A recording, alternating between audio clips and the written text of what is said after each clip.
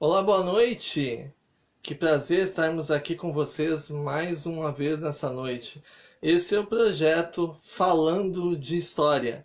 E nós estamos ao vivo, aqui na página do Facebook, ao vivo. Então, nesse momento, eu quero te pedir para compartilhar aí, né? Compartilha com alguém que gosta de história, que gosta também dos temas da atualidade, né? Da história. Compartilha com alguém aí essa live, compartilha com alguém aí esse vídeo, esse momento, né? De repente pega aí também o link e manda aí nos grupos do teu WhatsApp para que mais pessoas possam participar conosco aqui nesse momento ao vivo, né? Nós estamos aqui dependendo também da boa vontade da internet, né? Que na nossa última live acabou caindo, mas nós reiniciamos, então sem problema nenhum, tá? Caindo, a gente volta, reinicia, parte de novo, tá? Eu quero te dizer que logo após terminarmos esse momento ao vivo, esse vídeo será disponibilizado também lá no nosso canal do YouTube. Então eu quero te pedir, né, o canal André Vanderlei do YouTube lá, aonde circulam os vídeos dos projetos que a gente trabalha, que nós participamos, né? Então os vídeos são depositados ali. Normalmente são vídeos que são produzidos ao vivo. Então eu quero te pedir para ir lá no canal do YouTube depois e te inscreve lá no canal, te inscreve no canal. Se tu gostaste do vídeo, deixa ali o teu joinha lá, o teu like também no vídeo, né? Pode compartilhar também o canal do YouTube, certo? O projeto Falando de História é um espaço para isso, para falarmos de história, para falarmos dos temas da atualidade que a história está trabalhando, tá? É bom dizer que a história, ela é a ciência que estuda o passado para nós entendermos o presente. Então, por isso, super importante aí a participação da história nos temas da atualidade. Você pode também nos seguir no Twitter, pode seguir ali no Instagram. Lá no Twitter é prof_a Vanderlei. Prof_a Vanderlei. No Instagram, dando uma pegadinha, volto de novo aqui e estou. No Instagram é professor André Vanderlei, ou melhor, é prof, com F mudo, tá? Prof. André Vanderlei, tudo junto, lá no Instagram. Então pode seguir também lá no Instagram.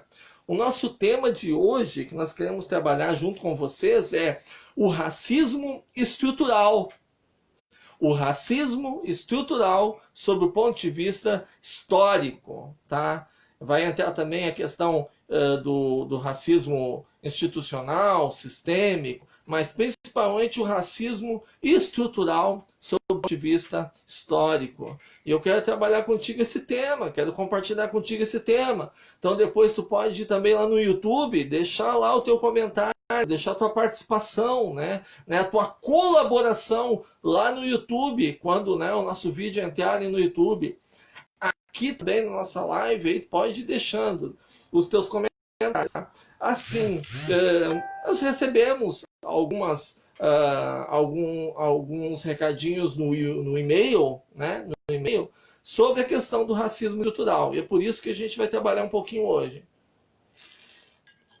Racismo estrutural, é isso que eu quero trabalhar com vocês. Principalmente assim, no momento atual. Né?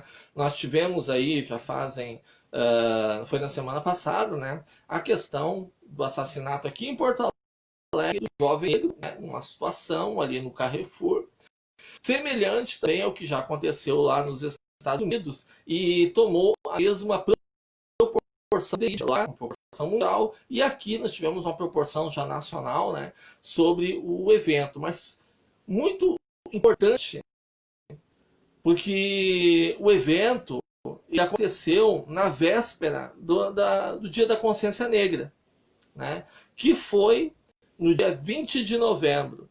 E aí existe toda uma relação, né? Uma análise, uma questão historiográfica de análise, né? Entre a questão do 13 de maio e do 20 de novembro, né? vai ser o Dia da Consciência Negra, né? Lá no 13 de maio da abolição e no 20 de novembro em relação a Zumbi dos Palmares. Né? Vai entrar todo um debate historiográfico, né, com relação a Zumbi dos Palmares, mas principalmente o mais importante é o simbolismo, né? O simbolismo que traz, né, o Dia da Consciência Negra. Principalmente porque ele está relacionado aí à resistência à escravidão. Então é aí que está ligado o Dia da Consciência Negra, fora de todo e qualquer debate historiográfico ou até mesmo filosófico sobre a necessidade ou a existência do Dia da Consciência Negra no dia 20 de novembro. Tá? E por isso que cabe trabalhar um pouquinho a questão do racismo. Mas mais do que isso, né, a visão histórica, o racismo estrutural sob o ponto de vista histórico. O racismo estrutural, ele entrou muito nos últimos dias já em debate. Por quê? Desde algum tempo atrás, quando algumas legislações foram criadas para combater o racismo estrutural, cito, por exemplo, as políticas públicas de cotas, né?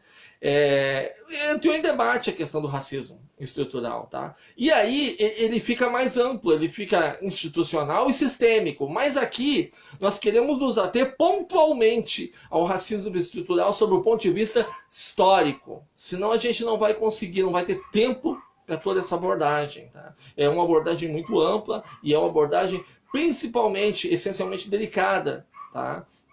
Então, trabalhando com vocês essa questão do racismo estrutural, alguns pontos são importantes colocar. Tá? Nós não vamos aqui fazer menção ou fazer uma análise na questão jurídica do que é a injúria racial ou do que é o racismo sob o ponto de vista jurídico, não. Ou não vamos entrar, por exemplo, no racismo especificamente institucional, mas o quanto o racismo estrutural e estruturante é forte e agressivo ainda hoje no Brasil. Tá? Sob o ponto de vista histórico, algumas coisas nos chamam a atenção, né? Principalmente porque desde o século XVI e do século XVII, mais ou menos, século XVI, século XVII, século XVIII, né, existe fortemente, né, essa ideologia da raça inferior sobre os negros. Né? Então, os europeus ali do século XVI, do século XVII, onde está saindo de uma visão política absolutista com o suporte religioso da Igreja Católica ali no século XVI, XVII. Os europeus, no nosso caso mais diretamente ligado ao Brasil aqui, os portugueses, né? Os europeus se acham superiores aos africanos, superiores aos povos de origem africana, superiores aos negros. Né? Então isso era um pensamento até a ideologia da raça superior, que é uma ideologia que é muito parecida com a do nazismo aqui do século XX. Elas dialogam, são diferentes, são conceitos diferentes, né? O racismo da raça superior com o nazismo. São coisas diferentes, mas elas dialogam nesse ponto, né? De se considerar o negro uma raça inferior, até mesmo considerar o negro equivalente a animais, porque eles não teriam alma. Esse pensamento, então, né, religioso que estava atrelado à política de exploração colonial dos portugueses, principalmente dos portugueses, né, e dos ibéricos, aqui século XVI e século XVII. Tá? Até o século XIX, ainda pode-se dizer, foi o maior negócio do mundo. Até o século XIX, um negócio muito lucrativo, muito forte. Eu sei que muitas vezes já ouvi algumas pessoas dizerem assim, os portugueses eles não entravam na África. E isso precisa de uma análise do que é verdade e do que não é verdade. Nós tínhamos aí, sim, reinos na costa da África, reinos poderosíssimos aqui na costa da África. E que nós tínhamos até o século XIX, ali anterior, né, nesse período, nesse inteirinho, entre o século XVI e o século XIX, reinos poderosos da costa da África que entravam no interior e atacavam, sim, sociedades tribais, faziam elas escravas e vendiam aos europeus. Então é daí que vem aquela defesa, aquela tese, os portugueses não entravam na África. Porque até aí havia esse negócio, havia esse câmbio, né? Havia um negócio muito forte que acontecia com esses povos, com esses reinos da costa da África. Mas é algo aqui fundamental, é pontual. Não existia nessa escravização entre os africanos, existia disputa de poder, disputa de espaço. Mas não existia a ideologia da raça inferior. Não existia a ideologia da raça inferior. E aqui o ponto principal, é o ponto-chave, quando se trabalha essa tese de que os portugueses não entravam na África. E isso também é uma meia-verdade. Até aí, com o advento da pólvora, com a Revolução Industrial, os portugueses também passaram a entrar na África, assim, e capturar os negros, né, os africanos, para dar seguimento a esse lucrativo negócio que era a escravidão e principalmente o tráfico negreiro, o tráfico de escravos ainda adentrando próximo ao século XIX. Tá? Bom, falando de Brasil de uma forma mais direta, mais específica, né? Falando de Brasil mais especificamente, no Brasil, o uso da mão de obra escrava foi fundamental na construção da riqueza colonial, né, no abastecimento da metrópole e principalmente, né, na construção, sim, da riqueza das elites coloniais que já se estabeleciam no Brasil. E aqui essa mão de obra, ela circulou desde a cana-de-açúcar ao norte do Brasil, ao extrativismo do norte do Brasil, né? Também as pedras, a extração de pedras preciosas e do ouro também. Então todo esse processo passou pela mão de obra escrava, né? Esse processo de enriquecimento, primeiro do trabalho simplesmente pesado e depois do trabalho especializado ali, que aos poucos, né, foi crescendo pela mão de obra escrava, pela mão de obra dos negros, então, que colaborou fortemente para o enriquecimento dessa elite colonial, né? E também para o enriquecimento da metrópole propriamente dita, aqui falando de Brasil, a construção dessas riquezas. O Brasil, né, não por nada, o Brasil foi o último país da América, do continente americano, a abolir a escravidão, né? Por essa lucratividade, pela importância que tinha, então, o uso dessa mão de obra, a construção dessa mão de obra, né? E essa é uma marca simbólica, né? O último país do continente americano a declarar a escravidão foi o Brasil, muito forte nesses sentidos. E quando isso acabou acontecendo, acabou colaborando para que esse racismo estrutural crescesse. Ele foi estruturado, o racismo foi estruturado no Brasil. Um pouco antes, aqui nesse processo ali do Segundo Império, nós tivemos legislações, né? Por isso a gente vê críticas às legislações que foram criadas recentemente, políticas públicas, né, para combater o racismo estrutural, mas lá no Império nós tivemos toda uma construção de legislação para estruturar o racismo, né? Com a proibição que os negros estudassem, né? Com depois o processo que foi ao longo do Império criado com leis que, pela pressão da população, pressão popular, vinham no sentido de talvez, né, amenizar o sofrimento da população negra, africana, escrava no Brasil, mas que não resolviam nada, muito pelo contrário, pioravam a situação. Desde 1850, onde houve a proibição do tráfico negreiro, que continuou de forma ilegal, né? Nós tivemos mais adiante, por exemplo, leis como a lei do ventre livre, onde a criança nascia nascia livre, mas nascia na senzala, nascia convivendo no meio escravo, nascia sem ter nenhuma perspectiva, né? Então tu tirava da base legal, mas tu condenava ele na prática. Era na teoria não, mas na prática sim, condenava ele a ser escravo.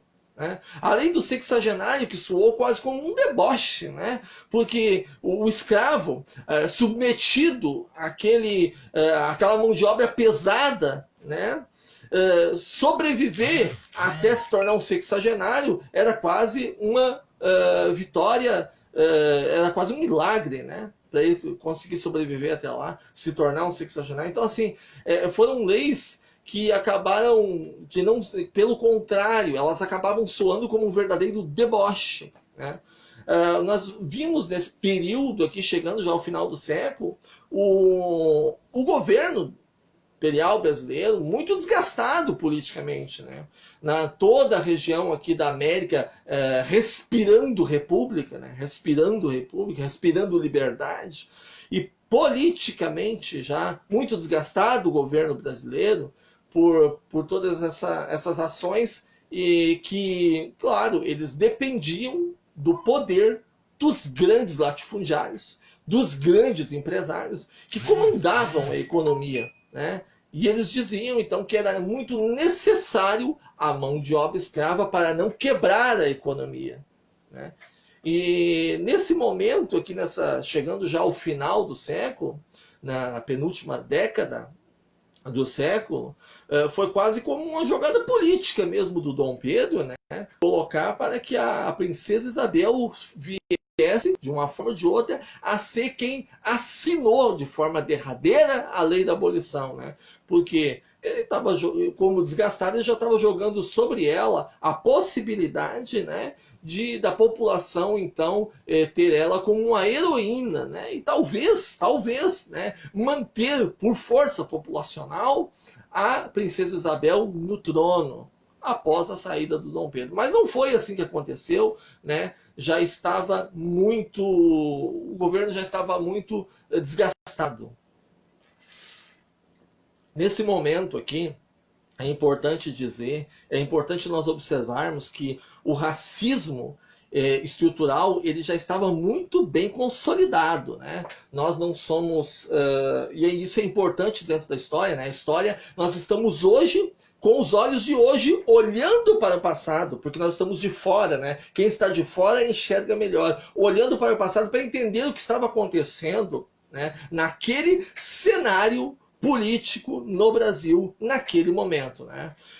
Se nós olharmos, então, a partir do momento onde foi assinado a lei da abolição da escravidão, a Lei Áurea, assinado, nós temos uma grande massa, né, de trabalhadores, né, de origem africana, que nesse momento são, entre aspas, jogados na sociedade. Mas eles são jogados na sociedade a partir daquele momento, 1888, eles são jogados sem terras para produzir, sem educação, né, porque não tiveram a possibilidade de estudar, viveram a vida toda ali dentro do trabalho forçado, sem terra, sem educação, sem trabalho, porque dentro da própria cidade, quem naquela época daria emprego no seu armazém, na sua empresa, para alguém para um ex-escravo, né, que vinha com toda aquela conotação negativa até então construída culturalmente.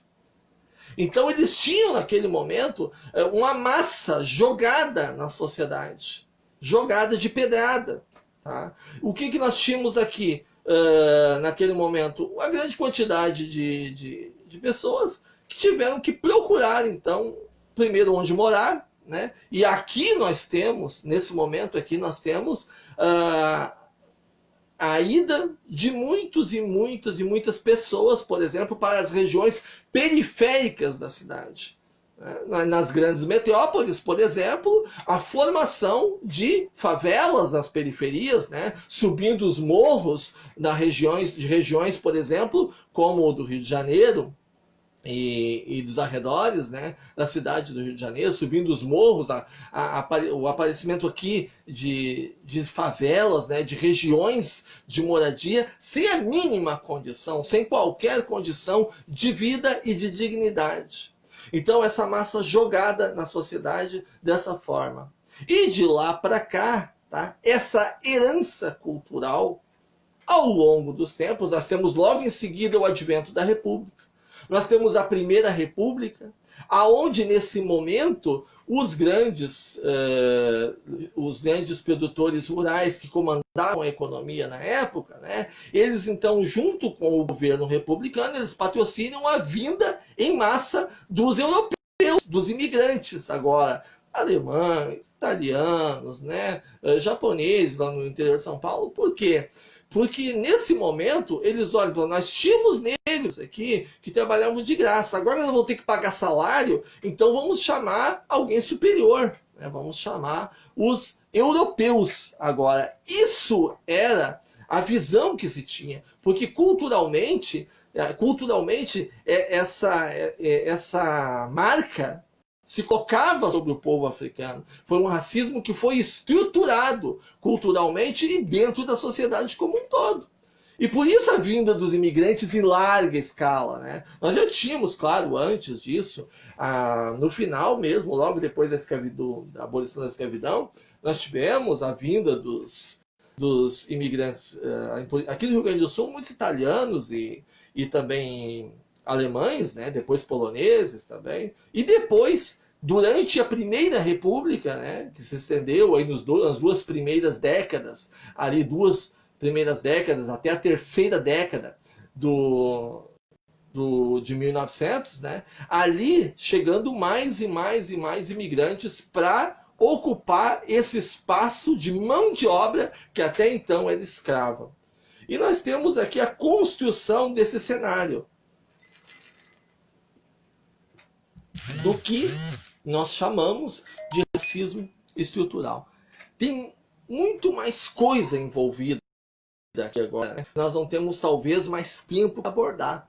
Mas eu gostaria de trocar contigo alguns dados que são importantes nessa vinda de lá para cá, durante, né, o século XX e entrando ao século XXI, aonde parece que a todo momento aquela ideia que tanto nós tentamos trabalhar, até mesmo na escola, de respeito e de igualdade, às vezes são novamente colocadas em debate e chegam inclusive até o poder político, o que é mais grave a nível de um país, porque daí o racismo estrutural ele se torna também institucional e sistêmico. E aí que está o grande problema que nós vimos nesse momento.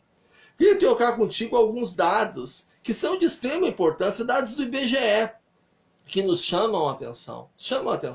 Por exemplo, a população prisional e carcerária hoje no Brasil, nós temos 64% de população, 64% da população carcerária no Brasil se declara negra ou parda, enquanto que 35% se declara branca.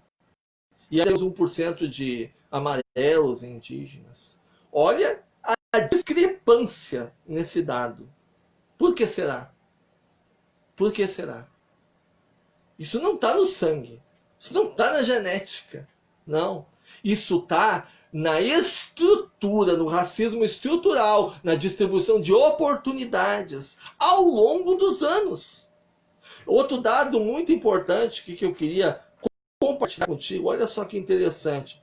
Pessoas residindo em domicílios sem acesso a serviço de saneamento ou com inadequações domiciliares e posse de bens, tá? Percentualmente, olha só que interessante. Sem abastecimento de água por rede geral, tá? Branco, 11,5. Negros, 17,9. Tá? Sem coleta direta de lixo. Branco, 6%. Negros, 13%. Por que os dados são sempre os mesmos, na mesma proporção? Olha só, também, ó, sem ao menos um serviço de saneamento. branco 27%, negros 44,5%, fontes do IBGE. Racismo estrutural e mortes violentas de mulheres. Mortes violentas de mulheres, tá? Aqui é por 100 mil, tá? Por 100 mil. Mulheres negras, 5,3 por 100 mil. Mulheres não negras, que não se declaram negras, aí, 3,1. Aqui a discrepância é de 71%. Por que isso? Por que que os dados são sempre no mesmo sentido? Esses dados, eles exemplificam o cenário do racismo estrutural que nós temos no Brasil hoje. Aqui também, ó, conclusão do ensino médio. Olha só, conclusão do ensino médio. Muito interessante esse dado aqui. Conclusão do ensino médio. Concluíram o ensino médio. Brancos, 58,5%. Negros, 43,9%. Enquanto não concluíram, né? Brancos 41,5%, negros 56,1%. Então são dados que nos chamam a atenção. A distribuição de renda aqui também tem vários dados, né?